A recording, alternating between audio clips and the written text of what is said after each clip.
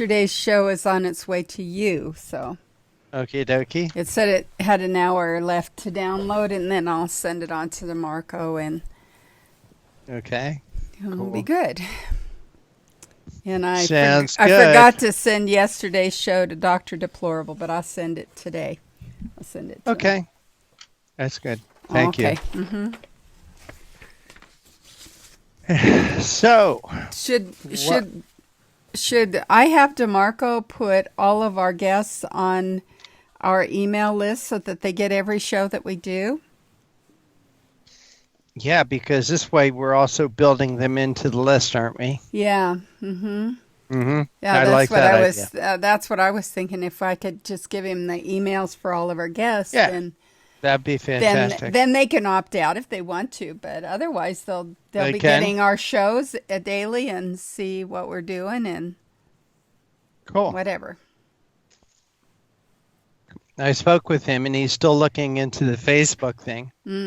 Okay. In fact, he said he has a lawyer looking at it also Oh. because it seems like a bunch of other websites have been banned by Facebook. So Well, we might get a I class action guess, suit against Facebook, just like they wouldn't did. that be They nice? did with the IRS thing, when Right. the IRS started playing favorites, they went after them. Exactly. Yeah. Exactly. What would you like to discuss today? Well, let's see. What I found was pretty. First is the Venezuelan strongman Nicolas Maduro is partnering with Iran to establish a beachhead for terrorist groups in the Western Hemisphere, according to Mike Pence.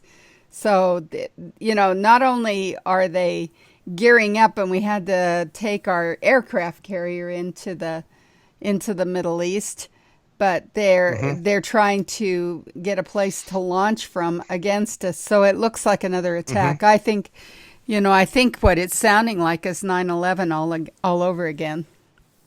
Only Wow. this time with Iran. It just, I, why else would you want a beachhead in the Western Hemisphere? Why else would you be rattling sabers?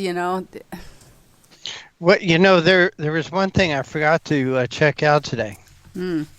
It was Secretary of State Pompeo Mm. is missing. Not missing. He went somewhere. He Oh, was supposed to meet with Merkel and Pompeo. How would you spell POM. POM. P? Start there. Hmm. POMPEO, I think. POMPEO. Okay, because he went somewhere. Huh. Uh, he was supposed to meet with Merkel and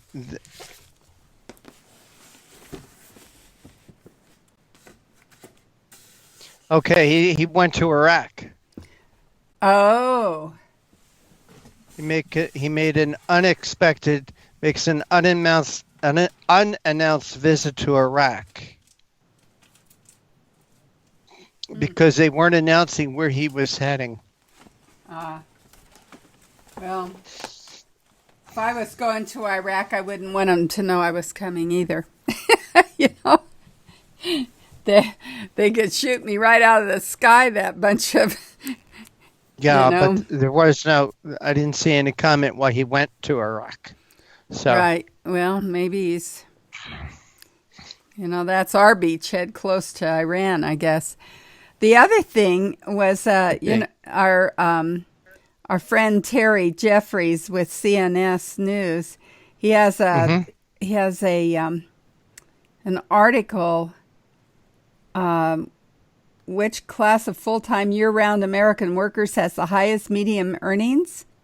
Is it the class that works for private sector employees? Is it the class that works for the government? Or is it Mm. the entrepreneurial class who are self-employed? Well, then he goes on to answer that question, and guess what? Government workers do the best. Their median income earnings is 53,000 a year. Wow. Self-employed are 50,000 a year, workers are 46,000 a year. And let's see, I guess those are the only ones that he named. But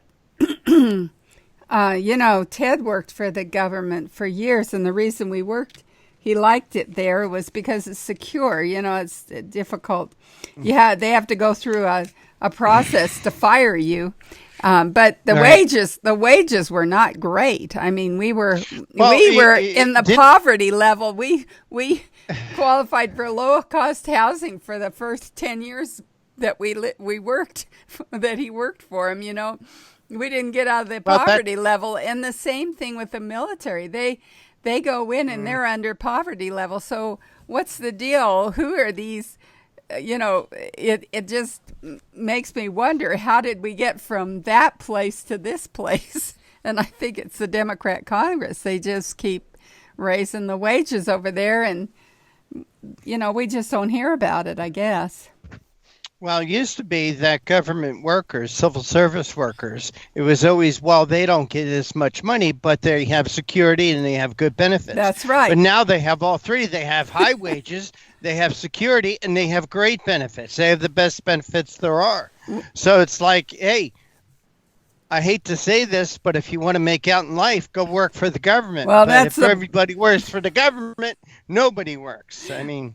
Well, that's the bottom line of the article, is that those government jobs now is just as you say. It used to be you tried to get into the public sector or get someplace where you could make a really good wage. My brothers, they got their educations. One's an entrepreneur, and another one worked for a big corporation, and they made tons more money than Ted did. I mean, 3 or 4 times as much as he did. But there weren't really any private sector jobs in the thing that Ted wanted to work in. So we settled for a public sector job with low wages, good security, and good benefits. That's what we settled for. But now they got a maid. They have a maid in the shade. Yep. All right, I got to get rid of these artifacts. So those were my 2 things. What do you got? Nothing. Nothing. Oh, okay. Well, we'll jabber on about my stuff then. Yeah, and the reason being is that we've had we're trying to sell Mom's house, and we had a real estate agent. We had an appointment with her, and then, frankly, I wasn't feeling too good, so I laid down for a little bit before the show. Feel much better. Good. And Sharron, if you could just tilt your camera down slightly. Does that do it? That's good. That's good. That's good. Are you ready to rock and roll? I am. Oh, God. Okay.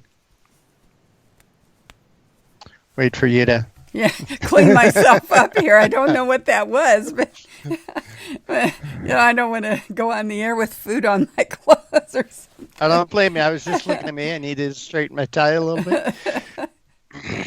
Just kind of this high def, you can kind of see what you didn't get control of when you got dressed or whatever. Welcome, everybody. Welcome, fellow patriots. Welcome, fellow deplorables. Welcome, fellow dregs to society. Welcome, fellow rock dwellers. Wow, thanks to the Democrats and the liberals, the list gets longer and longer. But welcome to the Conservative Commandos radio show. I'm Rick Trader, coming to you from the studios of the Conservative Commandos radio network. And joining me is my co-host, is the patriot from the battle-born state, the silver state of Nevada, Sharron Angle. Sharron, welcome to Conservative Commandos. Thank you, Rick. Well, it's always great to be on this show. I always look forward to our guests and talking with them. And also, I like to discuss the current events with you. It seems like we get stories here that the mainstream media just doesn't want to carry. And I always find it very interesting when we pick up something that no one else has really been talking about. And I guess one of those things that I hadn't heard too much about was that Nicolas Maduro, that's Venezuela's new leader. He has, well, we know he has a corrupt dictatorship, but he's been Hmm. allowing the Iranians to establish a safe haven for terrorists, proxies there.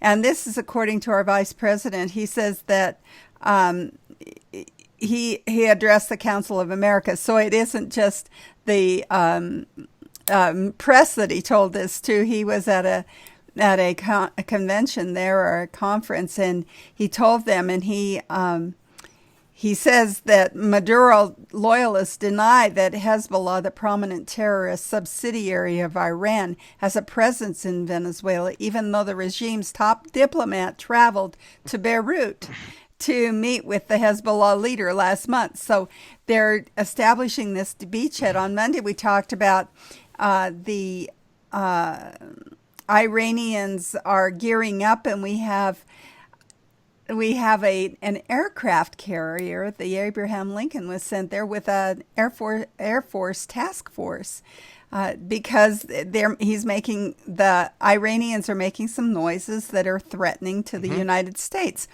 This just sounds so much like 9/11 to me.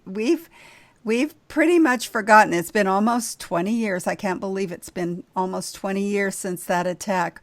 But this sounds just like that. Those terrorists were able to establish themselves right here on our soil. And of course, Yeah. with our open borders, it's not too big a leap from Venezuela to our soil. And here we have these terrorists coming into Venezuela. And now, it just looks like they're gearing up for another attack, is what it looks like. Well, let's consider a couple things. Okay, Maduro is hanging on by his fingernails. There have been riots and shootings and killings and demonstrations. There was an attempted political coup there some time ago. So Maduro is hanging on by his fingernails. The connection with Iran, a couple of things. As you say, a port for Iranian terrorists to get into, and we have to think about the vulnerability of our southern border. Boy, they can put their people in with those caravans, and they can be right up here in the United States within a matter of days. Also, money. Maduro needs money desperately. And he sees Iran and Iran's hatred for the United States as, hey, they are natural partners of evil. So these are potentially, I don't know, am I thinking too far outside the box again? Thinking that, A, number one, Maduro is getting money from Iran. B, Iran is getting a way to infiltrate the United States. And C, Iran can just become another agitating force here in the United States. So, I don't know. Partners of evil. Certainly, they have a friend, I believe, in Ilhan Omar in our Congress. I mean, she has certainly not denounced anything Islamic or terrorist or Iranian that I've heard of. So the enemy within. Yeah, it really does sound like that, doesn't it? Yeah. Yeah. Well, it sure does. The enemy within. When you got Omar, who is, she hates America. I don't know why she hates America. Would she rather be back in Somalia? Does she not remember what life was like in Somalia? I don't know what her life was like, but I don't think it was the kind of life that she has here in the United States. That's for sure. Every action that she has made while she's been a member of Congress has been anti-American, has been anti-Christian. That's certainly so. I think there's been reports that she has done fundraisers for CAR, the Council on Islamic American Relations, which should be, if it's not already, should be considered a terrorist group. That's her bedfellows. Okay. She is the enemy within. Well, it looks that way, doesn't it? Sure does. She's certainly anti-Semitic. It looks like she's anti-American. Yep. She, of course, dresses the part. Yep. She has not looked like someone who's assimilating and becoming an American. She looks like somebody that has another Definitely agenda. not. Well, I think that is the new American. The old immigrants, or the immigrants from bygone days, they wanted to come here to become part of America. They wanted to assimilate into American society. In fact, they changed their names to Americanize them. My grandmother and grandfather were that way. When they got here, they Americanized their names. Kazimierza Janiszewski became Kathleen Berlinger. Okay. But these new immigrants, they don't want to assimilate America. They want to bring their culture. They want to bring their history to this country and make that this country. And I think that's totally wrong. The United States of America is the most successful country in the history of God's blue-green earth. Bar none. Bar none. And why anybody would want to change it from that, I really have no idea. I have no idea. Well, I thought that was the reason they were coming. At least that's the reason my ancestors immigrated, was because of the American dream, and they wanted to be Americans. It wasn't. It wasn't for any other agenda. They looked forward to it, and they applied for it. It wasn't like anybody could come or y'all come. It was you had to apply for it. You had to be well enough to be able to come. You had to be able to work, because nobody was going to take care of you after you got here. And if you brought someone who wasn't able to work, you took care of them. And so, it's interesting to me that there are still countries around the world that have those kinds of strict immigration regulations. Australia is one, New Zealand another. You and I, Rick, are too old to immigrate to New Zealand or Australia. They only want us as visitors. Interesting. Unless our working children want to come, and then they would allow them to bring me, as long as they take care of me. So that's the way it is anywhere in the world except the United States, Sharron. It's the way it is, And for Omar to be defending Maduro and Iran, and how's that being an American? How's that representing America? How's that representing America's interest? Here's a woman. She came here as a refugee with probably nothing more than the clothes on her back. And she is disgracing this country the way she is. She's the disgrace. She is the problem. She is the new problem in America. Sharron, let's get on to a break and then introduce our guest. And perhaps we have another topic or two we want to discuss. But you are listening and watching the Conservative Commandos radio show with Sharron Angle and yours truly, Rick Trader. Today's show, like all our shows, I say this every show, today's show, like all our shows, is brought to you by the First Amendment, protected by the Second. Oh, by the way, our website's still banned on Facebook, so anybody who wants to support Facebook, just know that Facebook, I believe, is anti-American, anti-First Amendment, and they are a very discriminatory organization. Boycott Facebook sponsors. Don't go away. We will be right back. Have you been leasing a property for your business or renting storage space? Are you tired of paying rent year after year? Call the experts at General Steel to own a building at up to 30% off now. I'd been renting a building and paying someone else's mortgage, but General Steel showed me how I could own a space tailored to the needs of my business and for less than renting. Call General Steel now at the number on your screen for our current building specials and to price your metal building system today. My building's the dream I've had since finishing my house 14 years ago. I've been using it for a garage, workshop, and storage area for my tools and equipment, and I can't believe how great it turned out. The economy is improving, and the price of steel is expected to rise. Stop waiting. It could cost you thousands. Call General Steel now to see how you can own for less than you thought. Stop waiting to start your business or expand your operation. Call General Steel now. Call 877-484-7002.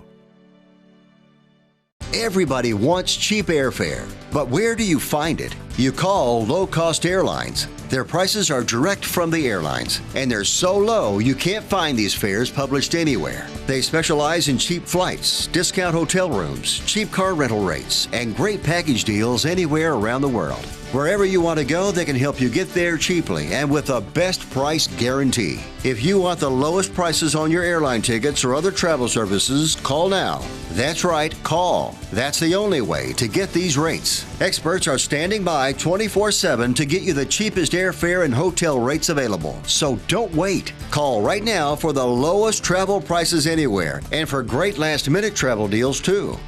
Call 888-431-0562. That's 888-431-0562. 888-431-0562. 888-431-0562. Friend, do you remember when it felt good to withdraw your cash from the bank to expand a business, go on vacation, or buy a new car? Well, today, withdrawing your own cash has become a very risky business, according to The Secret War, a shocking new research report. I just read it. And folks, I was amazed to learn why banks are now required to spy on us for the government and then report any suspicious or unusual behavior. I suggest you get The Secret War free. Just call the number on the screen, no charge, from the folks at Swiss America, and get this. Did you know simply spending cash today may be enough to have you branded as a potential criminal? That's right. The new war on cash is really a war against all freedom-loving Americans. The Secret War is yours free, so call the number on the screen and you can tell them Pat Boone gave you the number. Welcome back. This is the Conservative Commandos radio show. I'm Rick Trader. My co-host today is Sharron Engel. For rebroadcasts of our show, check out our website, ccrshow.com. That's ccrshow.com. Check out our website. I challenge you to find something on there that would cause Facebook to ban our website. Our website has been banned by Facebook. Find one thing on there, one reason on there that you believe Facebook should have a right to ban us. Let me know. My email address is rick@conservativecommandosradioshow.com. Sharron Engel, we got three great guests joining us once again today. We do. We have Wayne Cruz, who's the Vice President for Policy and Director of Technology Studies at the Competitive Enterprise Institute. Wayne Cruz is the author of the yearly report 10,000 Commandments, an annual snapshot of the federal regulatory state, and he co-authored The Liberal Congress Went to Market, a bipartisan policy agenda for the 110th Congress and Communications Without Commissions, a national plan for reforming telecom regulation. He has been published in the Wall Street Journal, Chicago Tribune, Forbes Communication, the International Herald Tribune, and others. And he's made TV appearances on Fox, CNN, ABC, CNNBC, and the Lair NewsHour. Prior to joining CEI, he worked at the Cato Institute, the U.S. Senate, and the Food and Drug Administration. And we've asked him on to talk about federal government illegally fails to account for at least, get this number, 1.9 trillion, with a T, trillion in estimated regulatory costs. So they don't want to talk about what government regulation costs the average taxpayer. And now we know $1.9 trillion. What an incredible figure. What an incredible figure. Excuse me.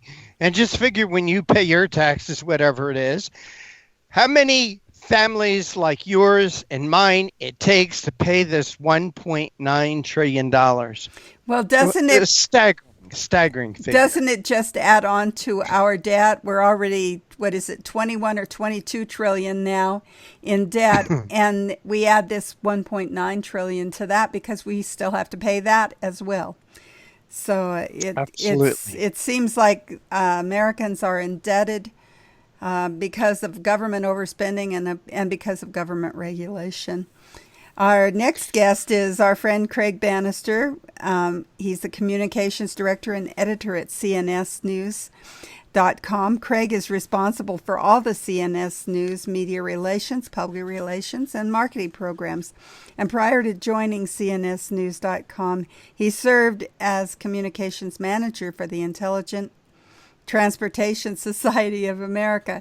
Craig has spent his career managing communications, public media, and he's a member relations for nonprofit organizations such as the National Automobile Dealers Association, the Potomac Institute for Policy Studies, and the Ethiopian Community Development Council. And we've asked Craig to talk about an article he wrote. 76% of Democrats, 69% of U.S. adults want Congress to probe origins of the DOJ's Russia investigation. So, Americans are now demanding that we hear the truth, and we hear the truth about who's really been involved in all of this. It hasn't been the president, but there are some suspects, of course. The former president comes to mind, and also his would-be successor, Hillary Clinton. So it seems like there is someone who's culpable, but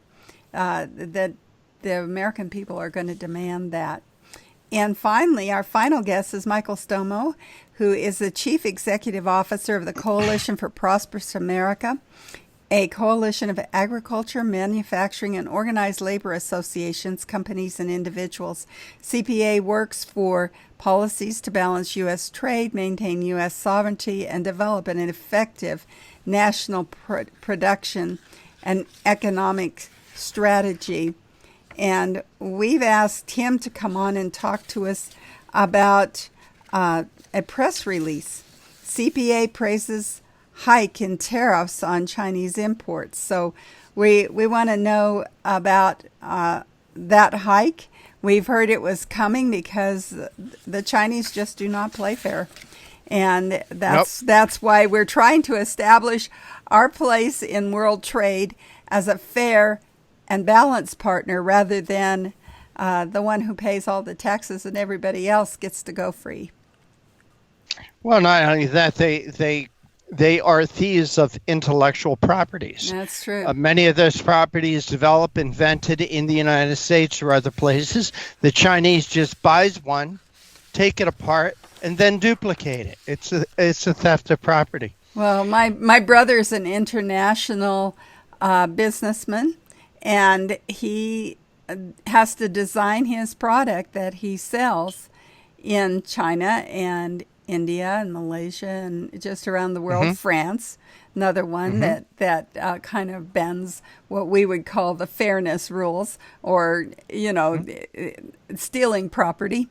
But he has to design that product, design into it anti-theft devices so that he can keep them from taking his stuff. And he told me one time, he says, patenting things is really difficult because they want you to tell what you're patenting. But he says, if you tell everything, then one of these guys just has to go to the patent office, and all of a sudden they've got your formulas, they've got your engineering. No longer is it yours, but it belongs to everybody, even though you have the patent. They don't have to pay you for it. They just knock it off, knock off whatever you're doing.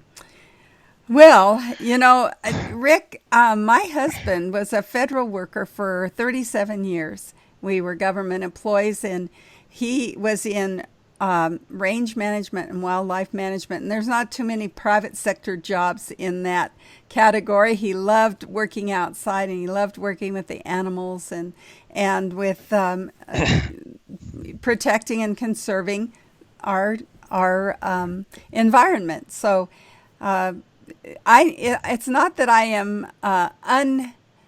unsympathetic to those with the new Green Deal. I understand kind of where they're coming from, but they are on the way wacky side of conservation. And indeed they are. And there is a way to conserve what we have, but also use it and not abuse it. So that's what my husband did for 37 years, was the use but not abuse of federal lands. And so he took a job with the federal government not because they paid great, but because they had good benefits and stability for our family. And so we settled for a less than competitive income. In fact, my brothers, who both one went into the private sector, the other was an entrepreneur. They both made 3 or 4 times more a year than my husband did working for the federal government. Well, now it seems all of that's been flipped on its head, and government workers are no longer the lowest paid. In fact, they're the highest paid. And, I was looking at a CNS news report with Terry Jeffrey. We've had him on before. And in 2017, there were 704,000 million Americans working. 88 million of those were in the private sector, and 17 million were in the government sector.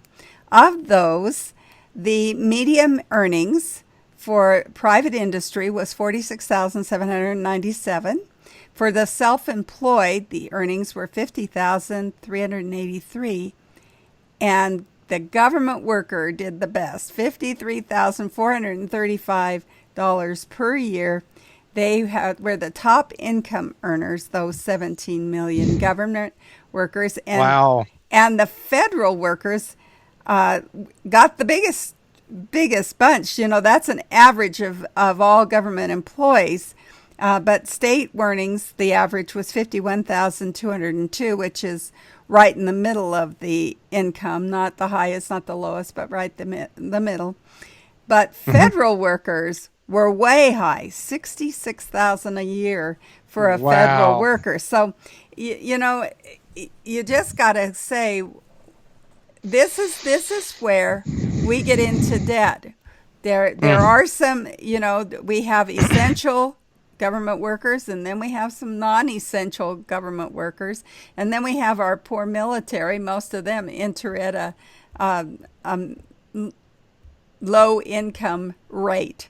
They probably an entry level income. Yeah, well, I know we worked for the first 10 years in the federal government. My husband's salary qualified us for low-income housing and food stamps. So, we didn't take advantage of the food stamp deal. But, it was interesting that those wages were that low. And now here we are talking about government workers having the highest wage.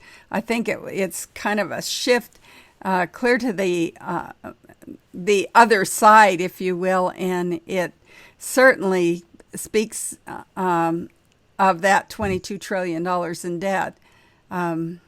We can't. It does. It does. And like you say, it used to be, they're government workers, they had the security, they had the great benefits, but that's okay because they don't make a lot. Now they got all three. They have the great right. incomes, they have the great benefits, they have the security, they have it all. I almost want to say to people, you want a little advice, go to work for government. But if everybody went to work for government, nobody would be out there paying the bill. The bill is on the backs of entrepreneurs and the private industry. That's what pays the government salaries. So you got the government salaries, you have all the entitlement programs, you have all the other government spending. So any wonder, like you say, we are in $22 trillion in debt. Sharron, I wonder how long this is sustainable. I don't know. Comes crashing down. Well, it's hard to say. Here's one that I thought you'd like too, that Terry just went on to say 47% of crop farm workers were unauthorized. So half of them. Wow. 32% were U.S. natives, and 21% were authorized immigrants. So when you put that all together, it's 54% were authorized or U.S. natives, and 47% were unauthorized, which we call half the workforce. Call those illegal, right? Sharron, unlawful, most of that illegal. money is going out of the country. Most of that money is going south of the border. That's why I say you want to pay for the border wall, you put a 25% tax on all money transfers with Mexico, Central, and South America. Sharron, break time here. And you are listening and watching the Conservative Commandos radio show with Sharron Angle and yours truly, Rick Trader. AM/FM 24/7 Roku channel broadcasts all of our shows on demand. To ensure reliability, we store and stream our content on the same servers as Netflix and Amazon. Our Roku channel is free to use, and anyone owning one of the more than 10 million Roku devices can watch our channel at no cost whatsoever. If you have a television show or are thinking about producing a show, you can be a part of AM/FM 24/7's Roku channel. Watch our great shows on your Roku device. It's free and more reliable than cable TV. Are you stuck with a timeshare? Did you attend the presentation and were seduced and enticed into buying that great vacation and investment? Now you're in the terrible position of trying to figure out a way to get out of that mess. You're not alone. For over 15 years, BuyYourTimeshare.com has been helping people like yourself get out of timeshare ownership. The fact is there is no resale market. Unscrupulous telemarketers call you and say they have buyers waiting, and the next thing that happens is you give them hundreds of dollars for an ad and you'll never hear from them again. Another fact is that an identical timeshare to yours is being offered on eBay for $1 and no one is buying it. If you want out of your timeshare, I urge you to go to buyyourtimeshare.com or call them at 877-94-HELP-ME. That number again is 877-94-HELP-ME. Buyyourtimeshare.com. That's buyyourtimeshare.com. 877-94-HELP-ME. Dish TV is better than cable TV. Here's why.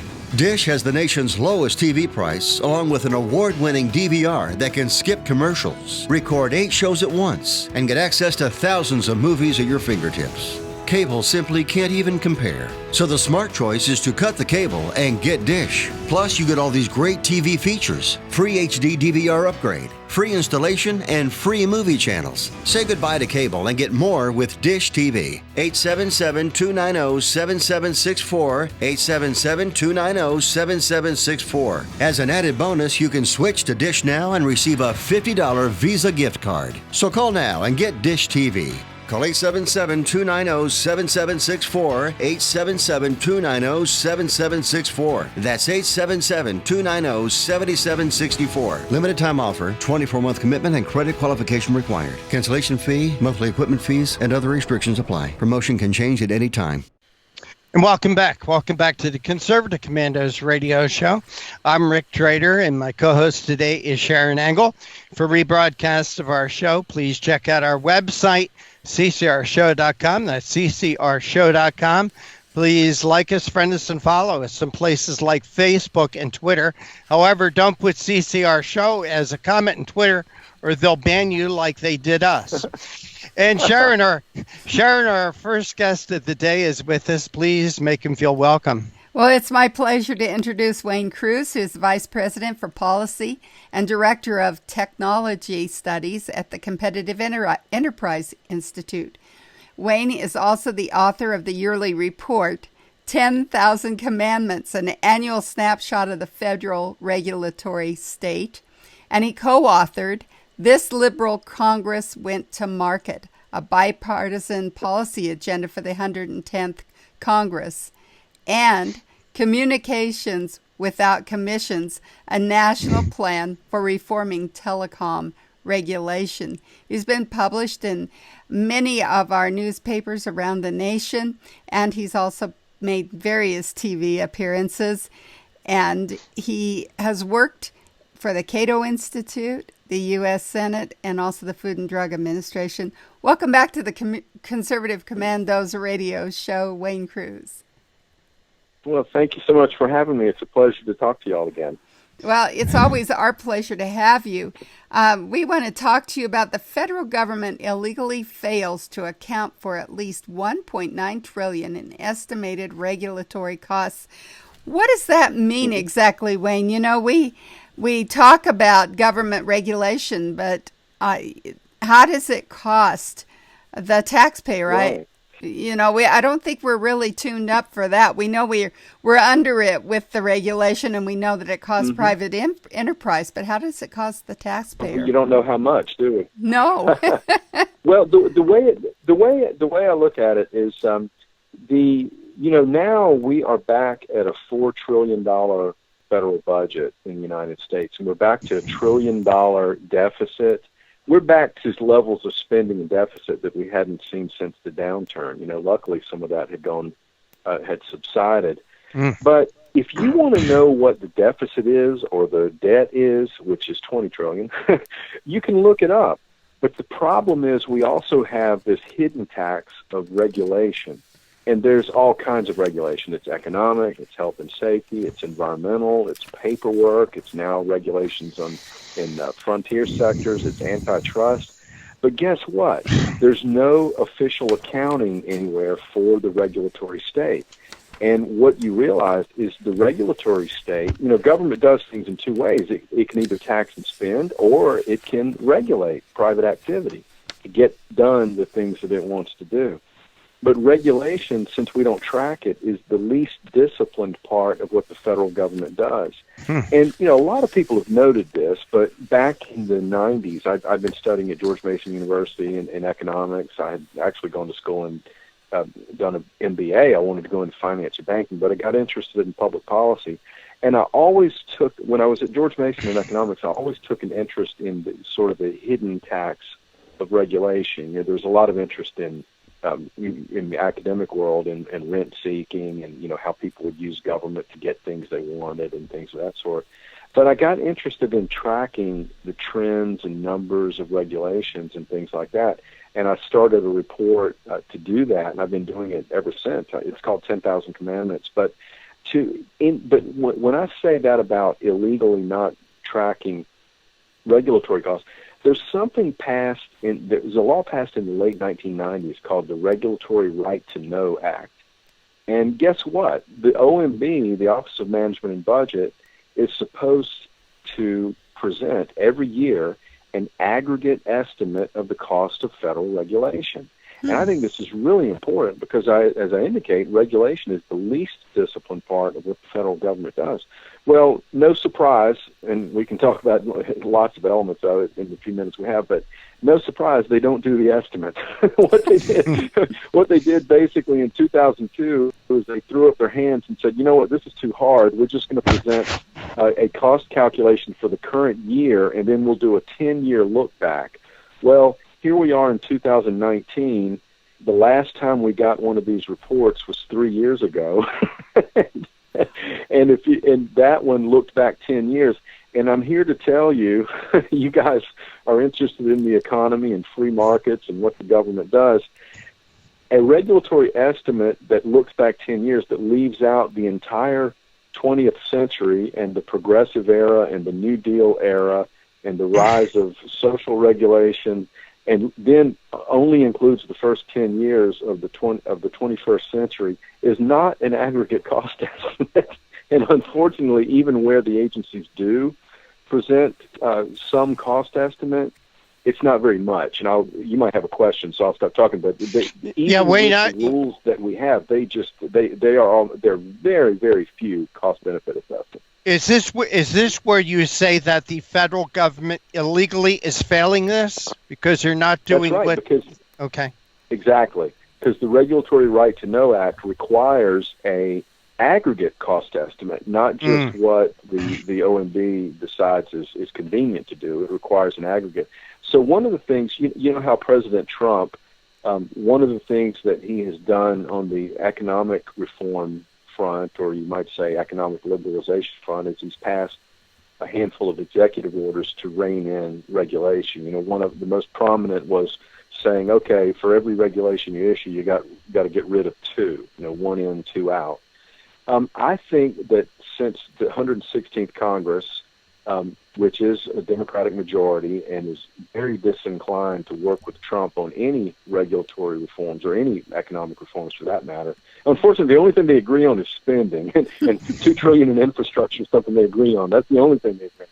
But I think given that environment, the best thing that the Trump administration can do is some more executive orders addressing the regulatory state, and one of them I think Trump should do is to reaffirm, even though it's already a requirement, but to reaffirm in an executive order that the OMB needs to do an aggregate estimate, not just what it wants. Now, I want to caveat that by saying, look, we're free marketers. We don't believe in central planning. We don't think governments know what the inputs and outputs in the economy.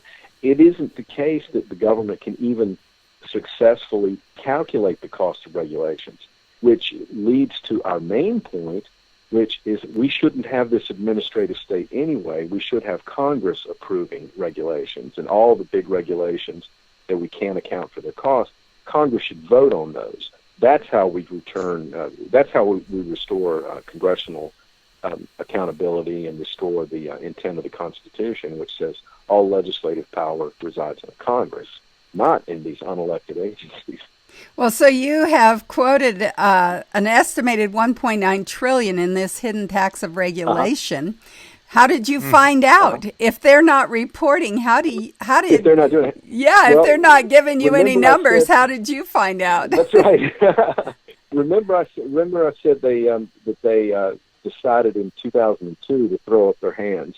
Well, in the years before that, the OMB did present an overall estimate of some $1 trillion roughly. Back then, you take it, you had inflation, you get it up over $1 trillion. Back then, they were talking about several hundreds of $billions in economic, environmental, health and safety, paperwork costs. And then they decided not to compute it anymore. So what I do is I say, when I frame the number, I say, okay, the last time the federal government had anything to say about itself, the last time it held up a mirror, here's what it said about the scope of the regulatory state. And so I use that. But my real aim in this, is not to say that we can do, as external observers, can do accurate regulatory cost estimates. What we're saying is Congress is that the federal government has to own up to this and acknowledge these costs and acknowledge what it can compute and what it can't compute. And we have to restore Congress's accountability for the regulatory state. The 115th Congress had some legislation in place to do this, but unfortunately in the 116th, it just can't happen. Now, in addition to those figures I just mentioned to you about using the government's own numbers, there are a handful of private sector studies and academic studies, consulting studies, and I've tried to pull those together in the working paper that I have. And then, it might interest you to know, I mean, I say 1.9 as a placeholder, but the National Association of Manufacturers has a study saying that the costs are something over $2 trillion, a little more than the placeholder I use. But then the Mercatus Center has a study looking at cumulative effects of regulation. They say $4 trillion. So you see what I mean? There's even an estimate out there that's twice what I'm using as a placeholder. The big point is, as I said, regulation is the least disciplined part of the economy and of government's intervention in the economy, and we really have to get some more official recognition of that. Well, it looks like you've made a conservative estimate, and since they're not telling, it's really hard to know what the real number might be. But obviously, if they don't want to tell, it's a big deal. And you've also put in here that cost translates to about $14,000 annually for the average household. We've got to go to a break. That is right. We've got to go to a break, but I know Rick will want to talk more about the cost to us of government regulation. We're coming to you from the Conservative Commandos Radio Network studios and around the world on the internet with TalkStream Live, iHeartRadio, TuneIn, American Political Radio, Leading Edge Radio Network, and AM/FM 24/7. And now you can watch us on the AUN TV network in Northern California. We're specifically heard in San Francisco and Sacramento. I don't know if they're paying attention, but we broadcast there. We're trying. We'll be right back after this break with our guest, Wayne Cruz, who's the President of Policy and Director of Technology Studies at the Competitive Enterprise Institute talking about the cost of regulation for us. I'm Sharron Engel, and my co-host is Rick Trader. I saw voter fraud with my own eyes. Now, people say, why didn't you report it to the authorities? Well, they were the ones doing it. The integrity of one man, one vote doesn't apply at the Texas state legislature. There is no way to know if your representatives are voting for themselves. Department, a Republican reaches back to vote for Democrat Oliveira. Democrat Matt Reynolds votes for Republican England. 2 out of 3 voters nationwide believe that voter fraud is a serious problem in the U.S. today. The process is rigged. Both sides of the aisle are guilty. Florida now has to tell the Department of Justice whether the state will comply with DOJ's demand to stop purging thousands of people from its voter rolls. We have the sloppiest election system of any industrialized democracy. Philadelphia flagged 50,000 duplicate registrations, so just think how many more slipped through. It's almost impossible to detect. How do you get caught? You only get caught if you confess. Election corruption is deeply embedded in America. Quote, election fraud is a crime that usually pays, unquote, writes Tracy Campbell in his book, Deliver the Vote, A History of Election Fraud, an American political tradition from 1742 to 2004.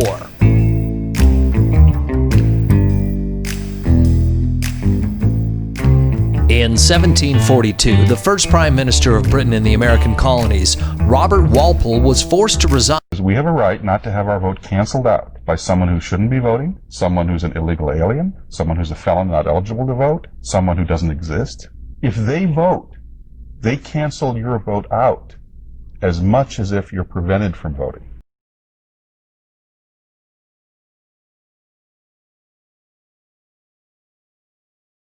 If this is going to be fixed, it's going to have to be a citizen effort. It comes down to, it's the same old question, if not now, when? If not us, then who? This is huge. This is about the democracy and the principles of the United States of America. People say, but why you? Why you? Why not? And if it starts with a fireman, if it starts with a sanitation worker, if it starts with a teacher or a nurse or a caretaker of the elderly, then so be it. It's got to start somewhere. But it's time we come together and fix this problem once and for all. There is no serious person out there who would suggest somehow that you could even rig America's elections. To say that it doesn't exist is an outright lie.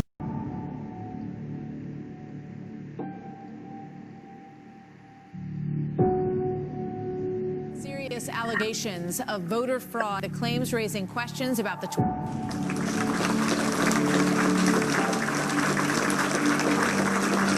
Commerce Secretary Ron Brown and 32 others were on a military plane that crashed today in a violent storm. There are no known survivors at this time. The U.S. Army was funded by the evil entity. I saw voter fraud with my own eyes. To say that it doesn't exist is an outright lie. The process is rigged.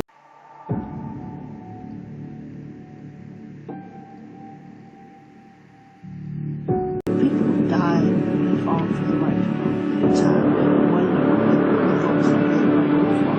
It's too time. So it's incredibly important now that we draw a line and say, not on our watch.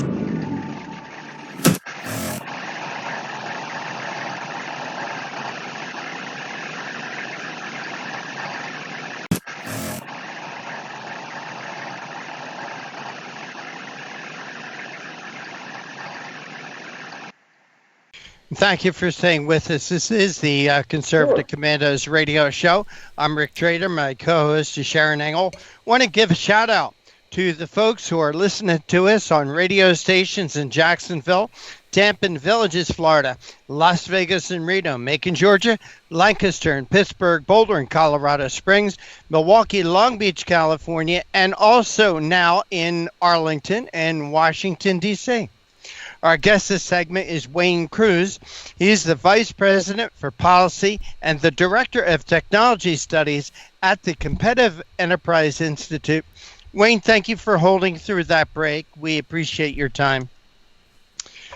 Wayne, we're discussing. Well, we're happy that you are here.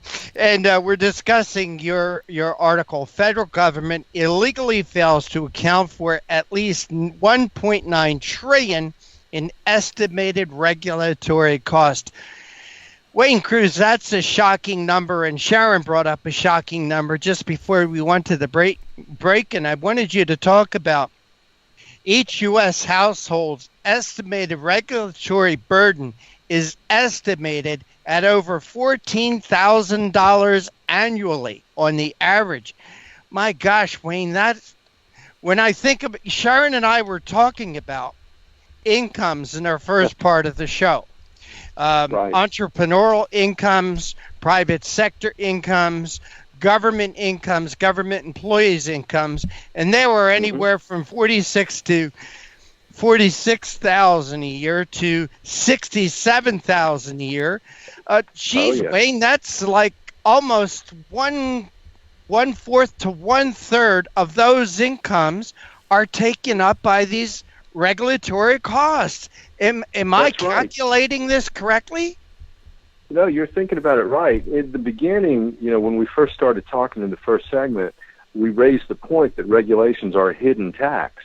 And it's simple for you to go and see what the federal tax burden is and how much it is on your tax return and what your effective tax rate is and such. But it's not so easy for regulation, is it? And so if you take that $2 trillion roughly figure for regulation and you just take it, and the incidence, of course, doesn't go directly down that way, but if you take it down to the household level, you're talking about over $14,000 per household. That's then everything in the household budget except for housing.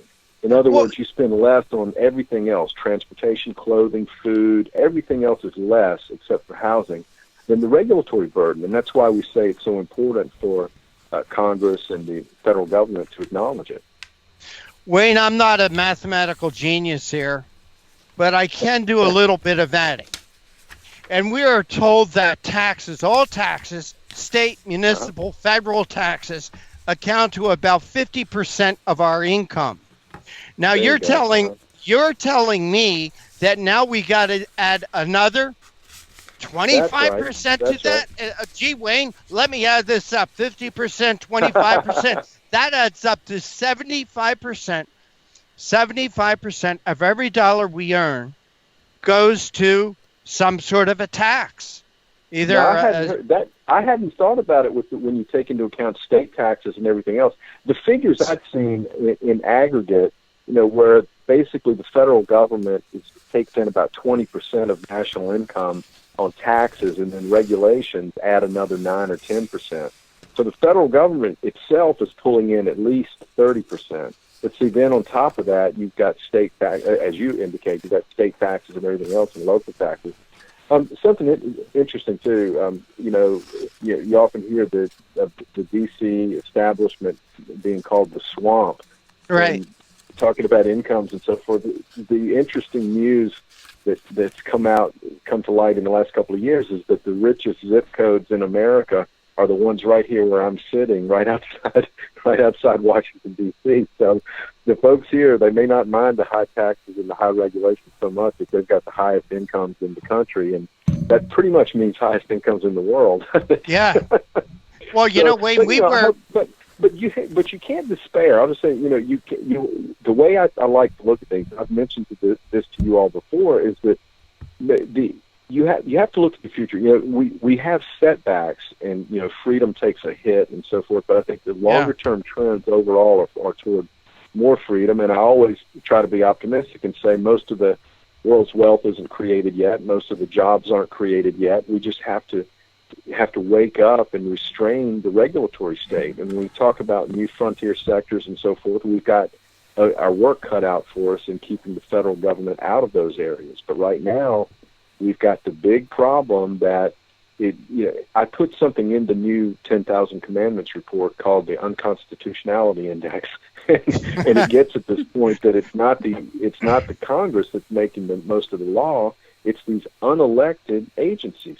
Last year, in the last year, the Congress passed and Trump signed 313 laws, but meanwhile, the federal agencies put out over 3,000 regulations. So there were at least 11 regulations for every law. And just for what it's worth, the average on that has been 28 regulations for every law over the last decade. So you've got these unelected folks around here who are making most of the law that's binding on the country and people. When you have in here 5 agencies issuing the most rules are departments of Congress, Defense, Health and Human Services, Transportation, and the Treasury. Wow, you know what surprises me, Wayne, and what I think a lot of people, maybe a lot of conservatives would think, would be EPA and environmental regulations, but they're not in on that list of the top 5. Well, you have to keep in mind now that there's regulations, and then there's so-called major or economically significant regulations. And when you look at the major rules and so forth, there are other agencies who rise more to the top. There are independent agencies like the financial regulators and so forth have a lot of very costly rules.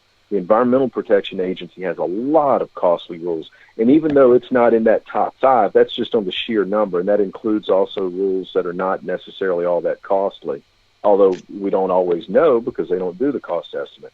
Hey, but Wayne Cruz, even in that tally was like number 6, so it's still up there. Wayne Cruz, how do you sleep at night? Well, I am, like I said, you see stuff like this, right? 10,000, your list of 10,000 commandments, that would keep me up at night. All right. But is there one regulation that when your head hits the pillow at the night, this darn thing keeps you up? I just bought 2 new gas cans because I've got to take them down to the farm and I've got to cut Mom's grass. I just bought her a lawnmower. And I don't know if you've bought a gas can lately, but these new EPA gas cans, you need 3 hands to operate them. When you take the cap, you go to Home Depot or Walmart and grab a gas can and see what I mean. You take the cap off, you'll see that you can't even, you have to push a lever in, you have to hold a spring, you have to do all this because allegedly that's supposed to keep you from leaking fuel into the environment and leaking vapors, but you end up spilling more than you put in. So there's silly stuff like that, along with all of the big rules like the Waters of the United States rule and the Clean Power Plan. Rules like that, the Trump administration has issued a new, put in place a new rulemaking proceeding to roll them back. By the way, in 30 seconds, how is Trump doing with his 1 in, 2 out? How's that going? The good news on that is in a technical sense, he's met it. He's been able to roll back 2 for 1. But of course, the president alone, although Obama had a pen and phone, Trump has one too. But it's much more difficult to roll back regulations than it was to put them in place because. Why is that? Because of courts and judges. Right, and you can't get rid of regulations. You can only replace them with a new one. So that's one of the problems. When Trump wants to roll back a regulation, you have to start a new rulemaking process to just basically replace it. That just tells you what, the administrative state is out of control, and we do need more congressional accountability, and we do need to replace the administrative state with constitutional government, and that's what we're working toward. All right, Wayne Cruz, Competitive Enterprise Institute. Please tell our audience how they can read the 10,000 Commandments, follow your other work and the work of CEI. Well, I appreciate it. Just all you have to do is go to cei.org, cei.org, and you'll see the new report there. We just posted it yesterday, and you'll see all the other work that we do too. We're focused on the regulatory state rather than tax and budget. So I think we're really working to explore and showcase that hidden tax and what we can do about it. Wayne Cruz, I mean this sincerely. Thank God there are people like you. I swear to God, to let the rest of us know who don't have the time, who don't have the resources to do the studies you do. Wayne Cruz, thank you so much for joining us. Take care and God bless. And you are listening to the Conservative Commandos radio show with Sharron Angle and yours truly, Rick Trader. On the other side, we're going to be talking with Craig Bannister, Communications Director at CNS News. We're going to be talking about Democrats and adults want Congress to probe the origins of the Department of Justice's Russian investigation. Don't go away. We'll be right back with our next guest. Have you been leasing a property for your business or renting storage space? Are you tired of paying rent year after year? Call the experts at General Steel to own a building at up to 30% off now. I'd been renting a building and paying someone else's mortgage, but General Steel showed me how I could own a space tailored to the needs of my business and for less than renting. Call General Steel now at the number on your screen for our current building specials and to price your metal building system today. My building's the dream I've had since finishing my house 14 years ago. I've been using it for a garage, workshop, and storage area for my tools and equipment, and I can't believe how great it turned out. The economy is improving and the price of steel is expected to rise. Stop waiting. It could cost you thousands. Call General Steel now to see how you can own for less than you thought. Stop waiting to start your business or expand your operation. Call General Steel now. Call 877-484-7002. Everybody wants cheap airfare, but where do you find it? You call low-cost airlines. Their prices are direct from the airlines, and they're so low you can't find these fares published anywhere. They specialize in cheap flights, discount hotel rooms, cheap car rental rates, and great package deals anywhere around the world. Wherever you want to go, they can help you get there cheaply and with a best price guarantee. If you want the lowest prices on your airline tickets or other travel services, call now. That's right, call. That's the only way to get these rates. Experts are standing by 24/7 to get you the cheapest airfare and hotel rates available. So don't wait. Call right now for the lowest travel prices anywhere and for great last-minute travel deals too. Call 888-431-0562. That's 888-431-0562. 888-431-0562. 888-431-0562. Welcome back. Welcome back to the Conservative Commandos radio show with Sharron Engel and yours truly, Rick Trader. And for rebroadcasts of our show, check out our website, ccrshow.com. That's ccrshow.com. And Sharron, we have our next guest with us. The honor of the introduction is yours. Well, it is a pleasure to introduce Craig Bannister, Communications Director and Editor at CNSnews.com. Craig is responsible for all the CNSnews.com media relations, public relations, and marketing programs. And prior to joining CNSnews.com, he served as Communications Manager for the Intelligent Transportation Society of America. Craig has spent his career managing communications, public, media, and member relations for nonprofit organizations. Craig, welcome back to the Conservative Commandos radio show. Yes, hi, Sharron. Well, Craig, you wrote an interesting article. 76% of Democrats, 69% of U.S. adults want Congress to probe the origins of the DOJ's Russia investigation. They smell a rat and they want to know who the rats are. Do you think we're going to get any kind of satisfaction here? I mean, I'm among that 69%. I'd like to know what the truth is. Well, I think you are going to see Attorney General Barr look into this. There's, of course, the IG's report. And yes, I think it's going to make for some very interesting news copy here in the upcoming weeks. Well, you have some real interesting statistical layout in your article, of course. Additionally, 72 of the respondents say Democrats are doing either too much or the right amount to investigate President Trump. So of that 69%, the Democrats don't agree. They think that it's still a problem for President Trump. Are they just totally brain dead? I mean, it seems like there's a decision that's been made and Trump's not in that decision. He's not guilty of anything as far as we can determine. Yes, well, in this survey, this is a CNN poll survey, which makes the results even more surprising. But in that, yes, only about a quarter, 25% of Americans say that Democrats are not doing enough to investigate President Trump. We have 44% that say that they're doing too much to investigate Trump. another 28% that say they're doing just about the right amount. And that brings us to our 72% that think they're either doing enough or too much. But as you've seen from Democrats, they have no intention of letting this go.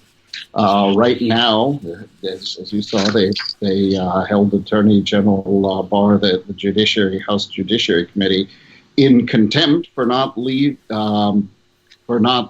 providing them with the 5% of the 400-page Mueller report that is still redacted. And as I understand it, according, I believe Mark Levin, constitutional scholar, was pointing out, it would actually be illegal for Barr to release that 5% because it pertains to grand jury testimony.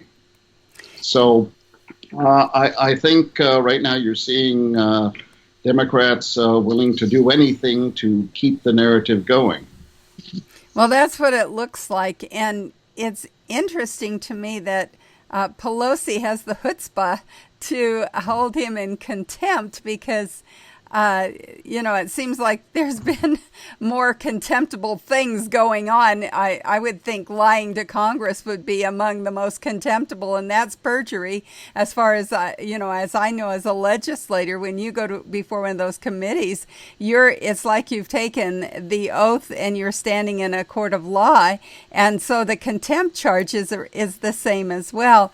So I'm wondering, what is this about? Is she really thinking that she's going to get some kind of judgment on the president for contempt, or what's her real game here by saying, well, he's in contempt of Congress? Well, first of all, I think it's important to remember that Attorney General Barr has not been subpoenaed. So since he volunteered to appear, okay? So withdrawing his his offer to appear, it's a little hard to see how that justifies a contempt vote because they haven't even subpoenaed him. Now, President Trump has, finally, after showing what seems to be incredible restraint, declared executive privilege here. But yes, what is the end game? Well, I think that's I think that goes to the heart of the question. A number of pundits are suggesting that this is simply a desperate attempt to discredit Barr before the findings come out of the IG's report and Barr's investigation into what started the Russia probe that led to the investigation of President Trump. Because if they can do that, then they can say, well, don't believe anything he says, because we've already shown you that he's a liar and he's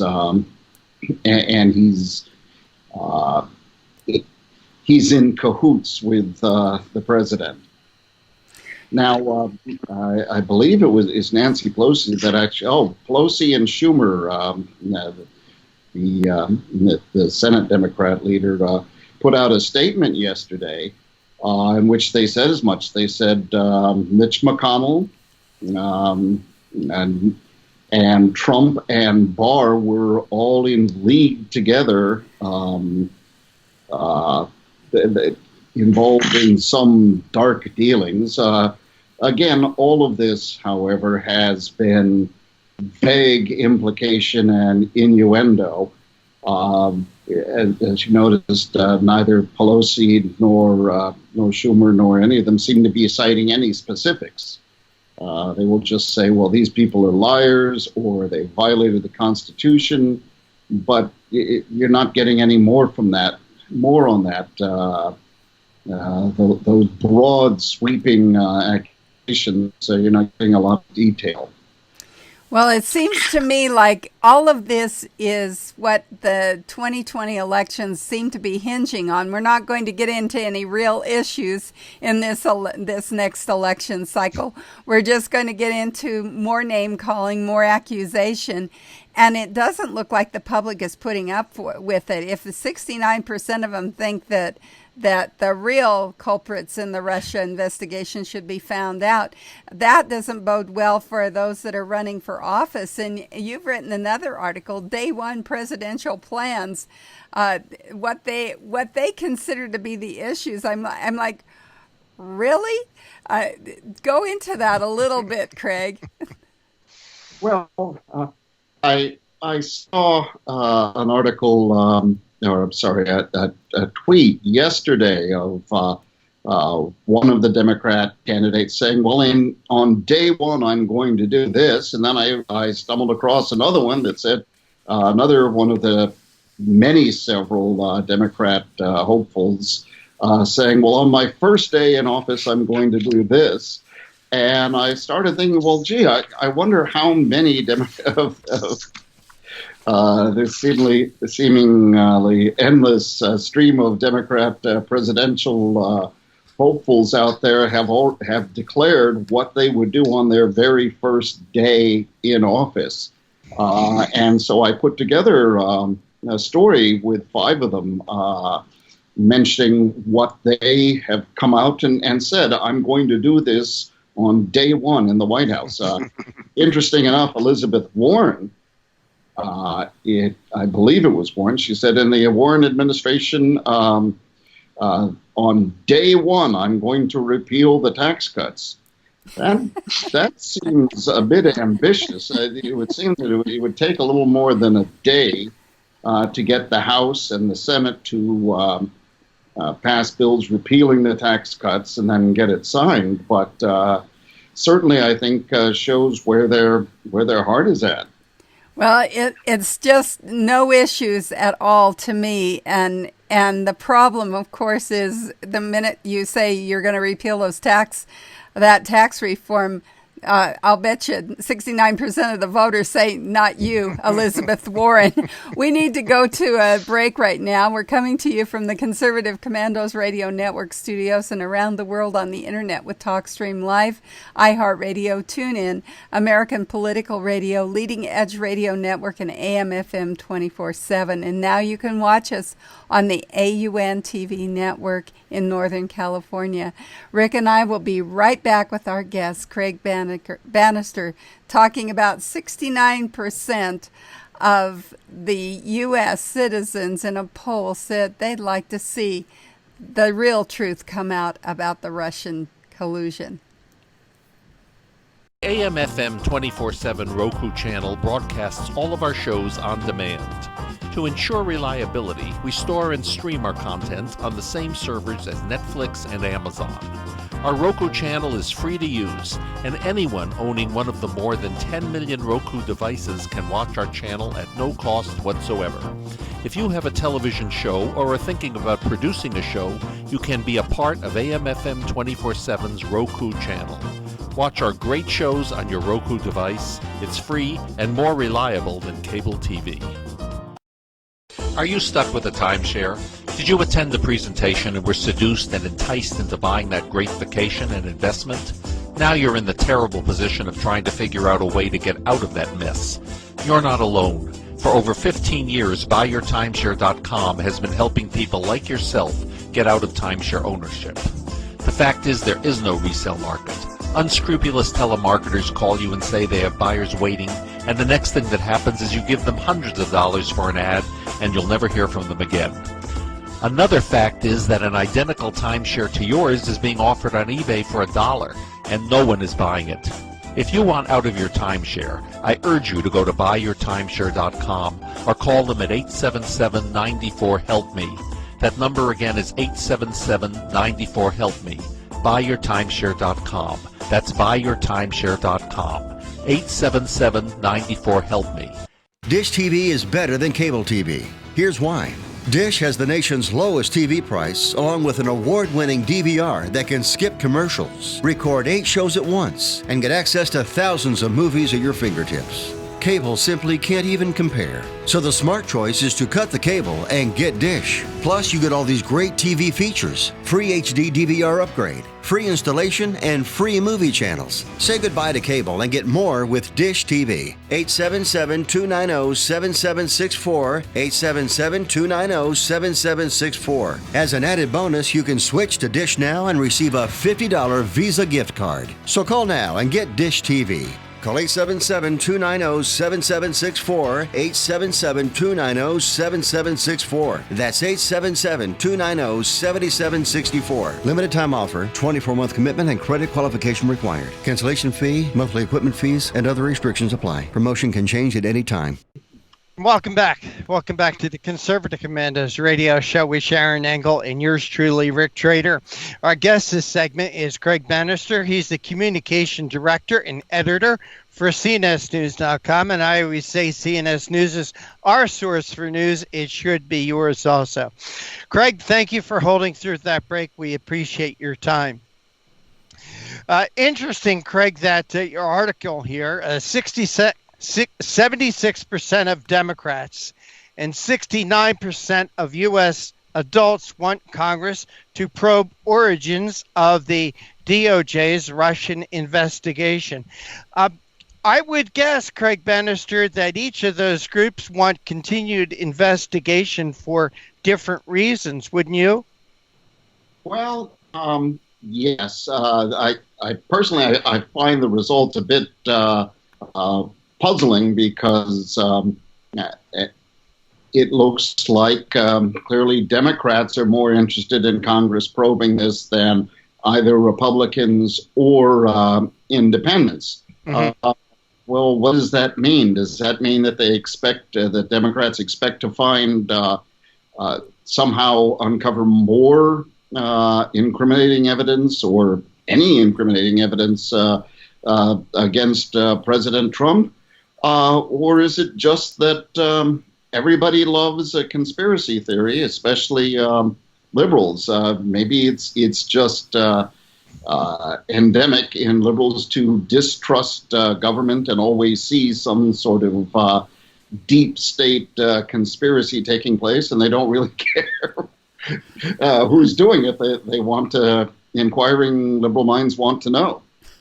Well, let's talk about this conspiracy theory, Craig Bannister, because I would think, and I'm posing this as a question, or should I say, do you think that the American people are just getting sick and tired of 2.5 years of an investigation, that there's no smoke, no fire, but more and more talk of investigations, especially when you look at CNN. CNN is cutting their staff by over 300 people, call it buyouts, call it layoffs, call it firing.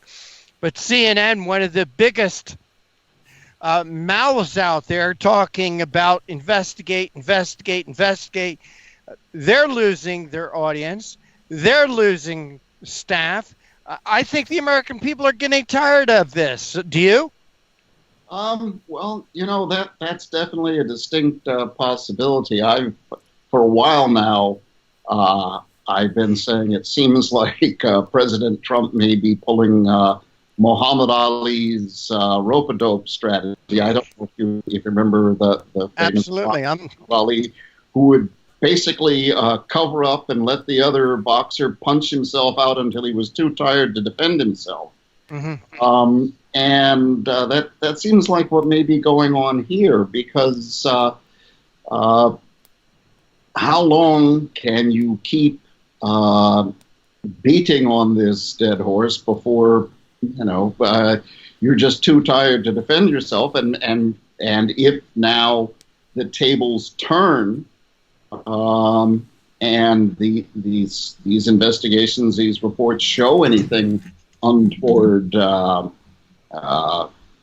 involving the initiation for this investigation to start it all, maybe it'll be hard for them to cover up and defend themselves. You remember look what happened to climate change. That was such a big issue. The world was ending tomorrow.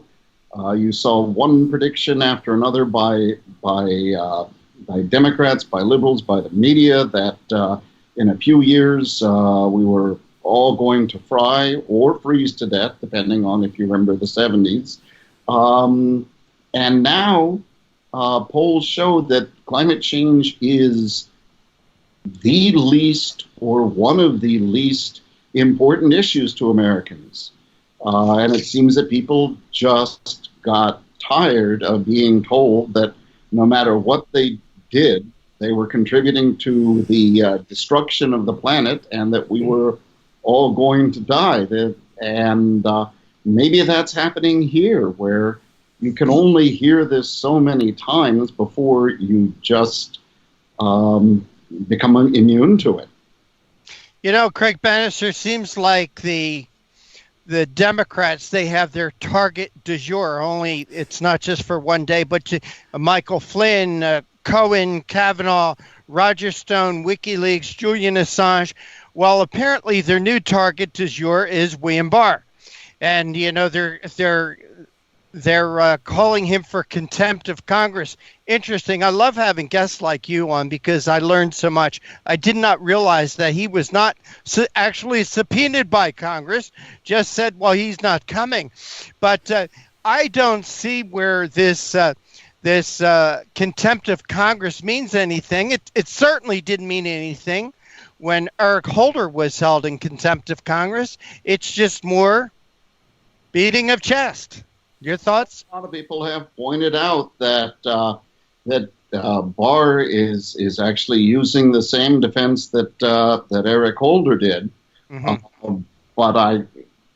with quite possibly a lot more. What would you say? With a lot more credibility on his side. And yes, it seems like they're determined to go after him. But as constitutional scholar Mark Levin has said, this is unprecedented and extravagant that they would actually want to bring in their staff to question Barr, to bring in their staff lawyers to question Barr, because the Democrats on the Judiciary Committee don't feel that they are smart enough to tangle with Attorney General Barr and ask him the right questions. Craig Bannister, CNS News, we always appreciate you joining us here. Please tell our audience how they could follow your work, read the articles, follow CNS News and the Media Research Center. Well, for my writings and insights, you can go to cnsnews.com. It's usually they're usually in the blog section, but you can get all of our national, international, and Washington, D.C. news there. We are a division of Brent Bozell's Media Research Center. You can go to mrc.org and also Newsbusters, where you can see documented evidence of the liberal media bias. All right. Again, Craig Bannister, thank you so much. Take care and God bless. Thanks, Rick. And you are listening and watching the Conservative Commandos radio show with Sharron Engel and yours truly, Rick Trader. And on the other side, we're going to be talking with Michael Stumo. And we're going to be talking about praising the hikes on tariffs on Chinese imports. Don't go away. We will be right back. Have you been leasing a property for your business or renting storage space? Are you tired of paying rent year after year? Call the experts at General Steel to own a building at up to 30% off now. I'd been renting a building and paying someone else's mortgage, but General Steel showed me how I could own a space tailored to the needs of my business and for less than renting. Call General Steel now at the number on your screen for our current building specials and to price your metal building system today. My building's the dream I've had since finishing my house 14 years ago. I've been using it for a garage, workshop, and storage area for my tools and equipment, and I can't believe how great it turned out.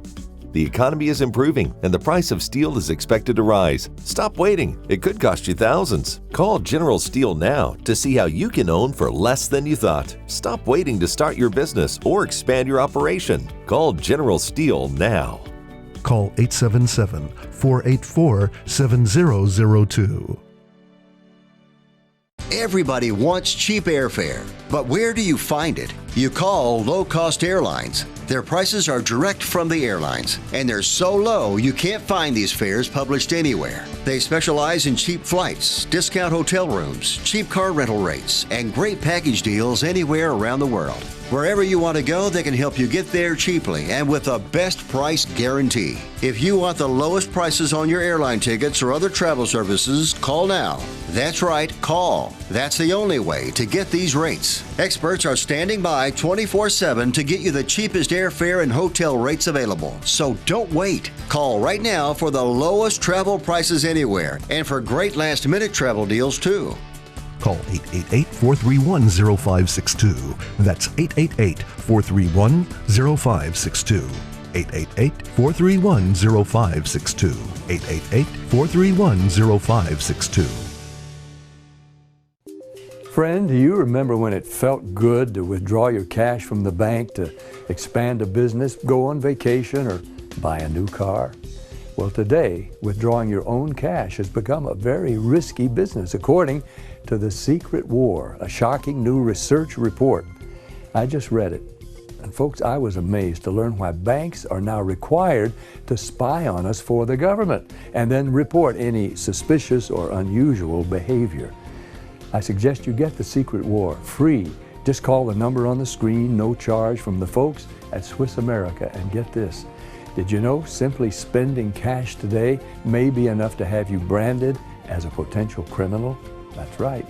The new war on cash is really a war against all freedom-loving Americans. The Secret War is yours free, so call the number on the screen and you can tell them Pat Boone gave you the number.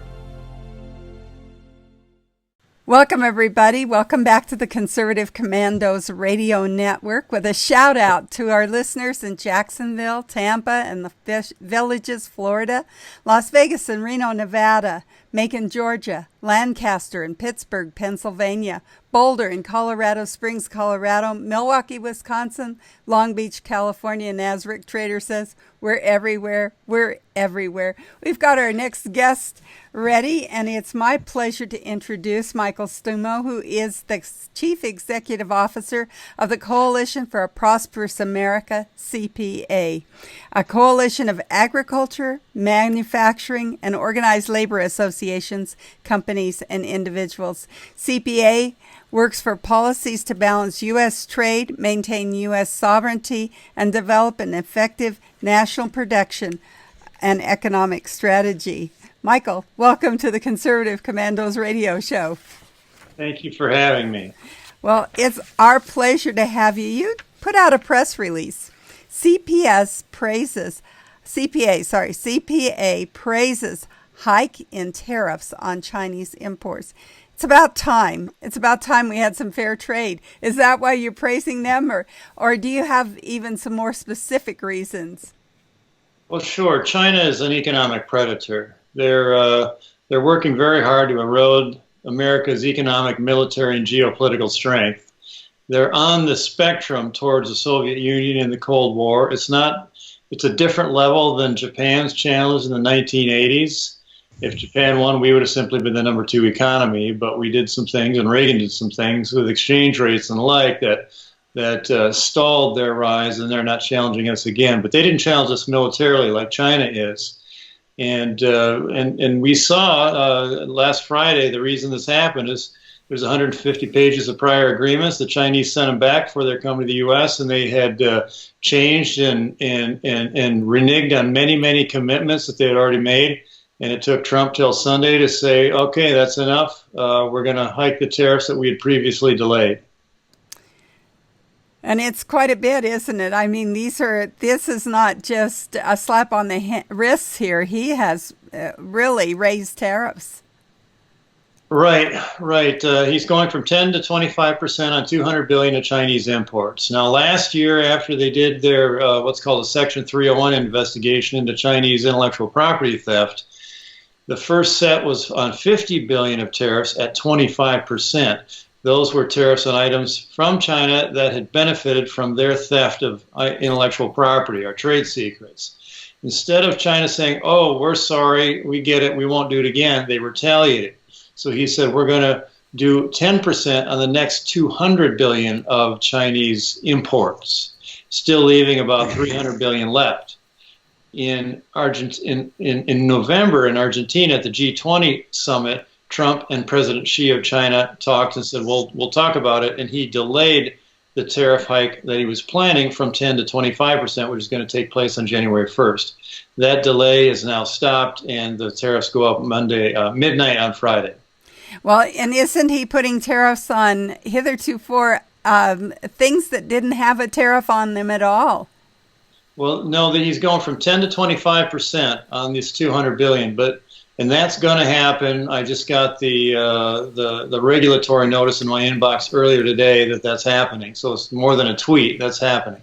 He did say put another 25% on the rest of Chinese imports, which is another, depending on what year you say, but I'm based on last year's numbers, 356 billion. So that's across the board tariffs on China if he goes through with that next step at 25%. We're actually doing some economic modeling of what that means for our economy.